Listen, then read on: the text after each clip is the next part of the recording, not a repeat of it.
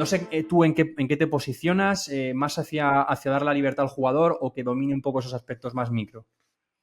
Bueno, yo soy un entrenador que creo que desde una organización es más fácil ser creativo. ¿Vale? Y sí que damos pautas, pero a partir de ahí ellos tienen que tomar decisiones. He Ujú, hablado, por ejemplo, del triángulo exterior, ¿no? Interior, extremo, lateral. Bueno, les marco esas pautas y ellos luego tienen que saber qué permutas hacer, porque algunas veces el interior cae al costado, el extremo se mete dentro, o el lateral se mete ujú, dentro para jugar luego fuera. O sea, a partir de ahí ellos tienen su libertad, pero sí que creo que el futbolista, y cuanto más arriba, él te pide, ujú, él te pide que le digas qué tiene que hacer. O sea, ujú. Ok. yo entiendo a entrenadores que piensan totalmente diferente, pero que Ujú. vuelvo a decir lo mismo, es un poco 50-50, no se trata ni que estamos jugando a la PlayStation, ¿no? Claro. Con los jugadores, y tampoco de dejarles mucha libertad porque ellos tampoco la quieren.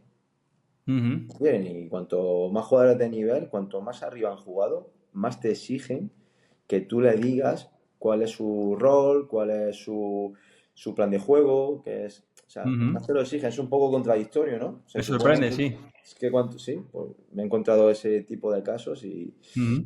que seguramente, porque los entrenadores a lo mejor le hemos marcado mucho en el pasado, Eso te iba a seguramente, decir. pero hablo de futbolistas de primera división, que han jugado en primera división, Ujú, que han jugado en segunda división en equipos fuertes y yo siempre tengo una entrevista con el futbolista antes de empezar la temporada o cuando llega y me gusta hablar con ellos de este tipo de situaciones y ellos suelen demandarte el que prefieren saber eh, cuál es sus comportamientos en fase ujú. ofensiva, en fase defensiva. Lógicamente yo pienso y soy también muy de que, oye, el último tercio es del futbolista. Mm, El equipo tiene que estar organizado de los dos primeros tercios y el último tercio es un poco del futbolista, de las características de cada uno. Incluso las finalizaciones no suelo trabajarlas mucho ahí el modelo de juego, sino más bien por ujú, características y bueno, ahí sí que suelo darle libertad. Pero menciono lo mm. mismo al principio. Creo que desde una organización creo que es más fácil ser creativo.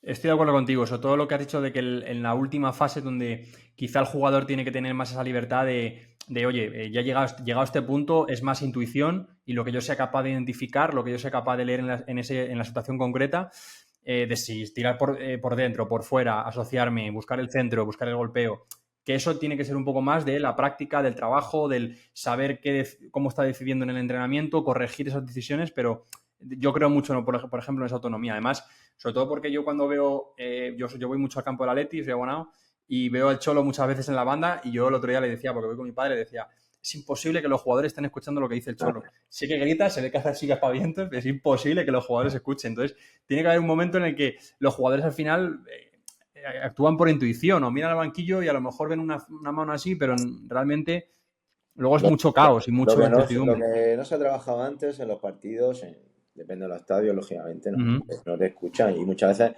bueno, la mayoría, el 90% lo hacemos para nuestros nervios y desahogarnos nosotros, porque lo pasamos muy mal también. Y eso Sí. lo reconocemos. Y a muchos de estos entrenadores top, pues le he escuchado decir lo que estoy diciendo yo, ¿no? Porque es la verdad, es la realidad. Pero bueno, al final es que es muy importante las sinergias de los futbolistas. O sea, es que no es lo mismo. Yo hablaba, por ejemplo, ayer con David Vicente y decía, es que no es lo mismo que esté Rojas que esté Pedro León.